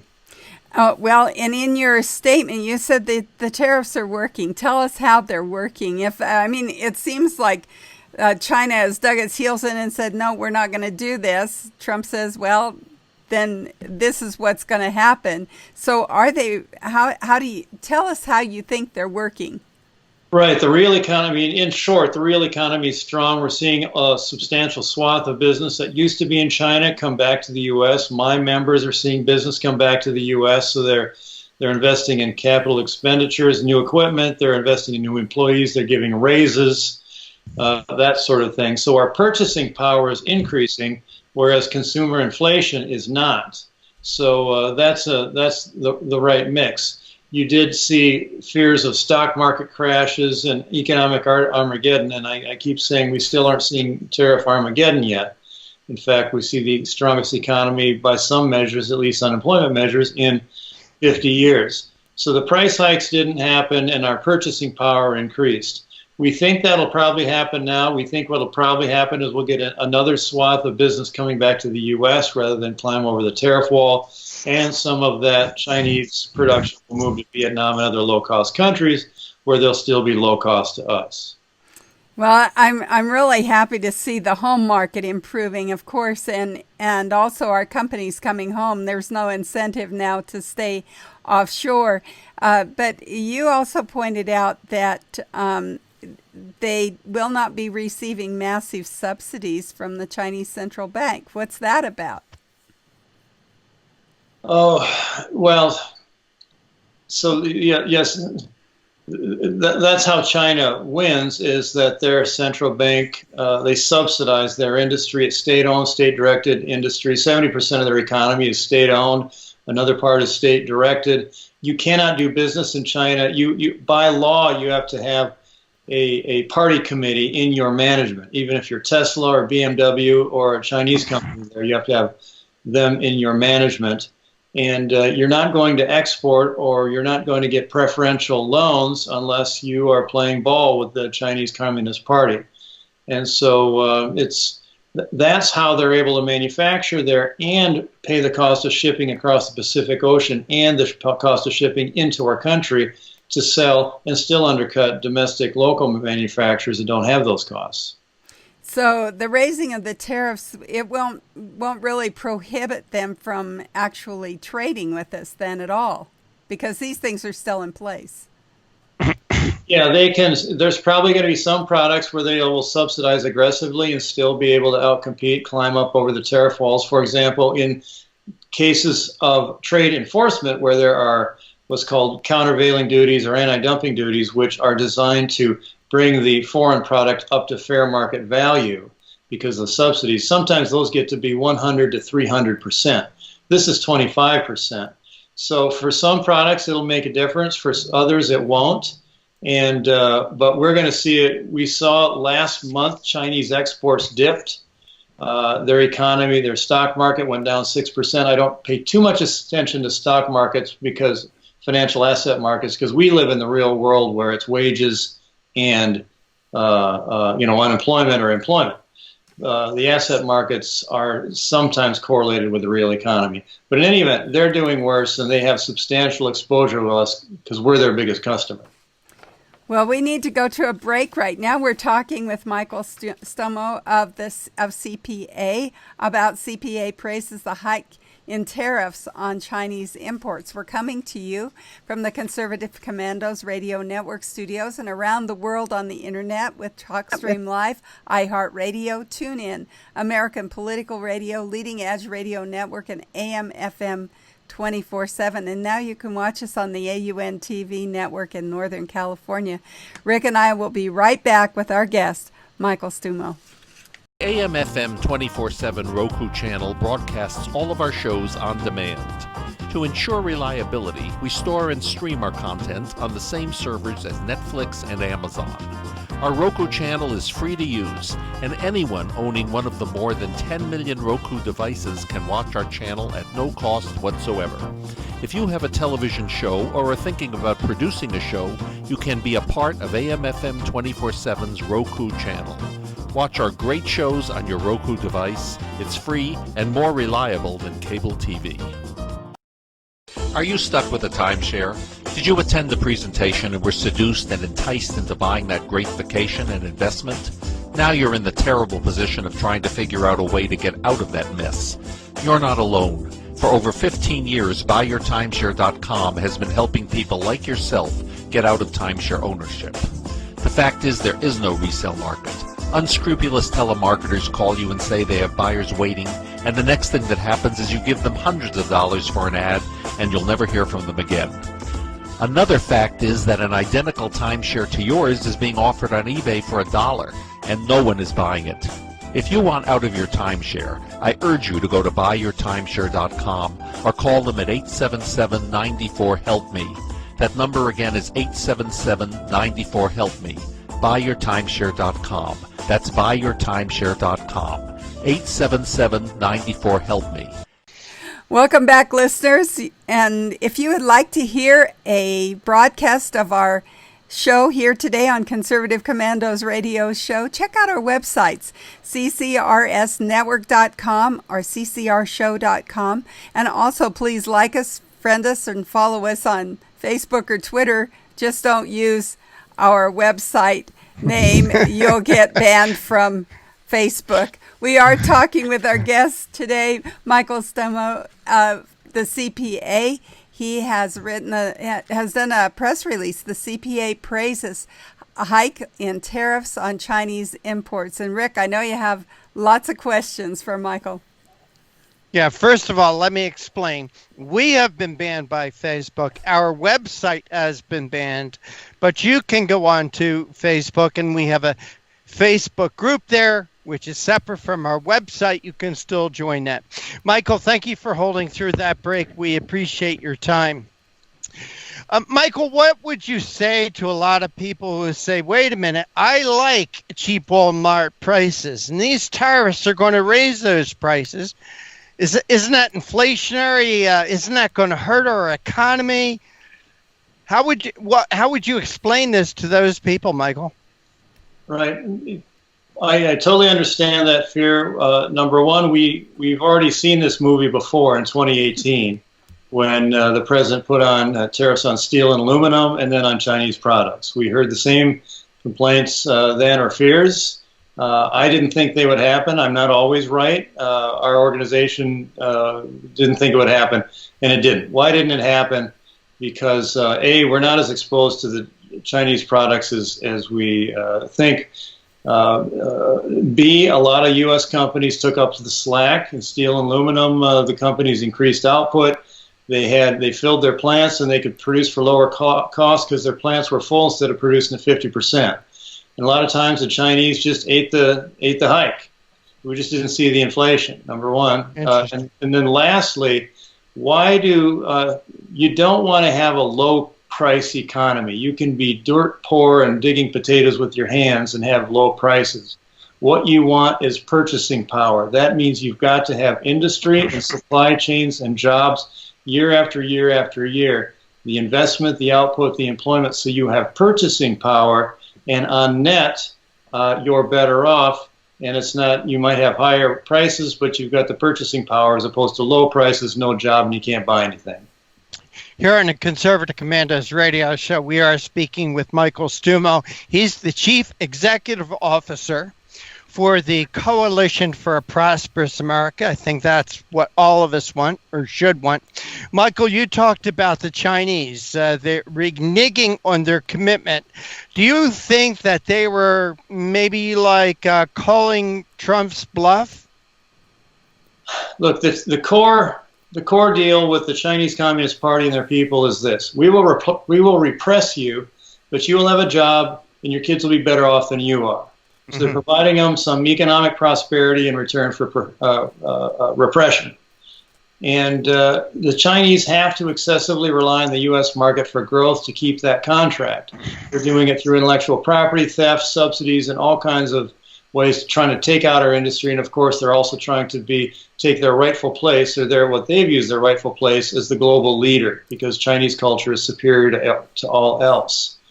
And so they've broken promises to President Bush, to President Obama.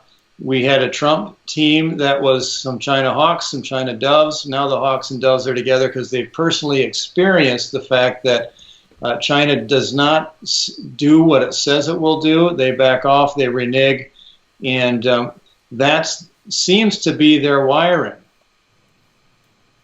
Michael, when you say they broke promises to Bush and Obama, again, I would, and this is just me thinking now, but Bush and Obama were very different presidents than what Trump is proving to be. And I think that could possibly the Chinese be thinking that, well, we pulled it over on Bush, we've pulled it over on Obama, we'll pull it over on Trump too. Am I thinking too far outside the box, or could this possibly be? Absolutely. And the purpose of the retaliation against agriculture was to weaken the political will on this side. The purpose of retaliating against particular products is to weaken our will. They go and meet with U.S. multinationals and foreign multinationals that do business in China and the U.S. and ask them to lobby our government to back off. That has always worked in the past. It seemed to have a plausible chance of working with the administration because Larry Kudlow and Steve Mnuchin they're worried about the stock market. And now it seems like they've kind of come to the place where Robert Lighthizer, the trade representative, and Peter Navarro, the assistant of the president, who's a real China hawk, they seem to be coming together. But it was plausible. They did a full court press of lobbying in our government, in our business community, and causing pain in sensitive sectors to try to beat this. And it isn't working, and Trump is showing now he's got, the resolve, and he's a different president, definitely. Michael, the media is always of interest to me. Earlier in the week, when all this was coming down, the stock market dropped about 500 points. Of course, that had the media, the liberal media, that had their undies in a bunch. They were predicting gloom and doom. But these were the same people, these were the same organization that keep talking about jobs. We need jobs. We need jobs. There's a real conflict there in the media, don't you think, Michael Stumo? Yeah, they really don't understand how the economy works. And the whole thing that I said to you before, that getting investment, output, and employment here gives you the purchasing power that exceeds any modest price hike. And that's proved. That's how the Asian economies did it. They used tariffs, exchange, currency undervaluation, the like, which were modest taxes on consumers, but they built their output. So their purchasing power is of Korea. They're no longer a poor, war-torn country after the Korean War. They're a first world country. Same with Japan. That's the game that you play. They don't listen to Anglo-American academic economists. They do it a different way. And now it's working for us. And the stock market is still above last year's highs right now. Okay, We saw the blips in the stock market in the prior tariff increases last year. It came back. The stock market actually is more of a money supply and a Fed interest rate issue, more than what's going on in the real economy, for better or for worse. And it's a blip. Michael, earlier you were talking with Sharron about, this is what happened in 2018 when Trump put tariffs on aluminum and steel. And you said that U.S. industries, quote, picked up that slack. Isn't that the whole idea, Michael? Absolutely. It's all about getting production and investment and employment here. And my members, who are primarily domestic producers, and they sell into supply chains like aerospace, automotive, and defense, they were getting a lot of calls from companies who had gone and procured from China. It isn't all about U.S. companies moving there. It's from buying from Chinese companies who manufacture there. And they're saying, we're done expanding in China. We're either moving out, or our new expansion is going to be here, or we're going to start buying here. China now is a very uncertain place to invest.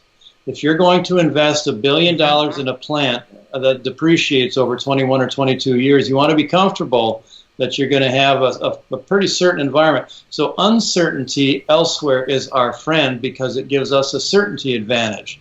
So if Trump goes to 25% or 100% tariffs or whatever, it doesn't bother you. In fact, you like it if you have your facilities here, because the tariffs don't impact you.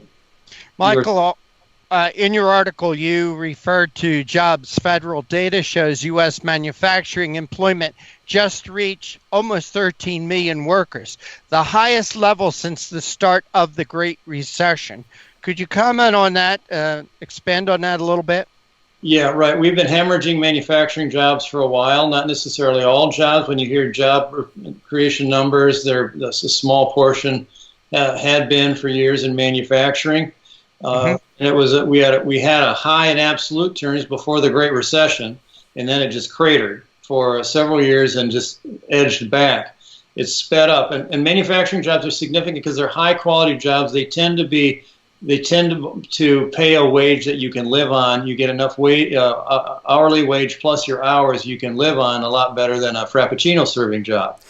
We've gotten to the point where we're up. I like Frappuccino, but that's beside the point. I don't want a Frappuccino server-based economy. It doesn't work. Right, no, it don't. Michael, you also had, and again, I always learn so much from our guests like you. It's one of the great things I get out of this, doing this show. You write in your article, even a 25% tariff may not be sufficient to end China's cheating. Talk about China's cheating. Sure. As I said, they can subsidize to overcome those tariff walls. We've got members who are precision tool makers that make parts for telecommunications and defense equipment, and they will. It's a global market for metals, for example, that they buy, and they'll have Chinese competitors come in and bid a price for their customer, bid a price that the price is less than it costs our domestic company to buy the metal. And the Chinese are buying the metal at the same price. They're quoting a price of finished cost less than the price of the metal. So 25% may not be enough in many cases. China might manipulate its currency, devalue it, so the U.S. is further overvalued, and that can offset it. It did a lot of it last year. So there's still games they can play. This is the first out in the first inning. This isn't even the end of the first inning. This is a long-term, probably a long-term decoupling from China. I may be wrong. I'm not certain of it, but that's where I'm betting my donut, is we're in a long-term decoupling. All right. Michael, in your last paragraph of a press release, you wrote something here, and I think this is why it is so important. Last year, the United States ran a record $419 billion with the B, trade deficit with China. Can you expand on that, why that number jumped out at me? Yeah, sure. So I don't remember they sell us, 500 and let's say $80 billion. We sell them about 130, 140 billion. So they don't have as much room to number one, they don't have as much room to retaliate against us as we can punish them for their bad behavior. But number two, what a trade deficit means is there's supposed to be, even international economics, there's supposed to be a relative balance of trade. You're not supposed to have these persistent imbalances. When we're sending all that consumer money overseas to increase the living standards of other countries' employees and increase the profits of other countries' corporations, on net, that we're hemorrhaging demand. It's money that could go to American workers and American company profits. And it's not just an America First protectionist view. This is totally what's supposed to happen in international economics. You're still supposed to buy and sell about the same thing. Otherwise, it's a real problem for your economy. So it's sucking. That every year is destroying and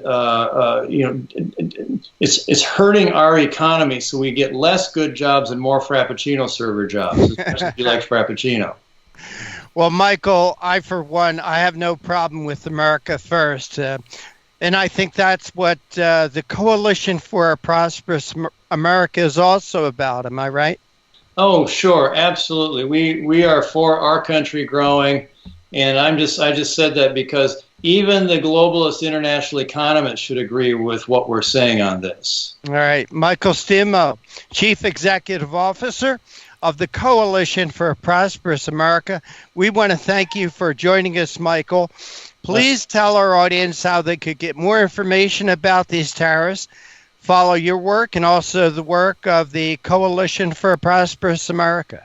Sure. Go to prosperousamerica.org, sign up to receive our information. Look, we are the counter business. We are the only national group only representing domestic producers. We are the counter to the U.S. Chamber of Commerce and the Business Roundtable. So we're really trying to get stronger so we can continue this trend of a new high for the American worker and American economy. But we're the counter to the globalist lobby. All right. Michael Stumo, again, thank you so much for joining us. Take care and God bless. Thanks for having me. And this is the Conservative Commandos radio show with Sharron Angle and yours truly, Rick Trader. Don't go away. Sharron and I will be back with more right after this break. Dish TV is better than cable TV. Here's why. Dish has the nation's lowest TV price, along with an award-winning DVR that can skip commercials, record 8 shows at once, and get access to thousands of movies at your fingertips. Cable simply can't even compare. So the smart choice is to cut the cable and get Dish. Plus, you get all these great TV features, free HD DVR upgrade, free installation, and free movie channels. Say goodbye to cable and get more with Dish TV. 877-290-7764, 877-290-7764. As an added bonus, you can switch to Dish now and receive a $50 Visa gift card. So call now and get Dish TV. Call 877-290-7764, 877-290-7764. That's 877-290-7764. Limited time offer, 24-month commitment and credit qualification required. Cancellation fee, monthly equipment fees, and other restrictions apply. Promotion can change at any time. Well, Sharron, that just about wraps it up for today. We've had another great show, 3 more great, interesting guests. And I want to thank you for sitting in as my co-host. Please tell our audience how they can follow you, what you do when you're not here on Conservative Commandos. Well, they go to my website, SharonAngle.com, SharonAngle.com. And I, like you, want to thank our great guests for being here with us today. First, I want to thank Wayne Cruz, who's the president for policy and the director of technology studies at the Competitive Enterprise Institute. He talked to us about the federal government illegally failing to account for $1.9 trillion in estimated regulatory costs. That's a cost of over $14,000 annually to every household. Our second, that's a shocking statistic. You know that, Sharron? It really that is. That is unbelievable. It really is. Needless, wasteless, bunch of waste. Well, like he said, just hidden taxation. And our second guest we want to thank is Craig Bannister from CNS News. He's their director and editor, and he talked to us about 69% of U.S. adults and 79% of Democrats want the Congress to probe the origins of the DOJ's Russia investigation. So we want the truth, and that's where that is where Craig was going with us today. And finally, our last guest we want to thank is Michael Stumo. We just talked with him about fair trade with China and how these tax hikes are going to be part of getting us back to that fair trade situation. All right. But for right now, we're out of time. We got to run. We got to go. Take care. God bless. We'll see you tomorrow on TV and on radio.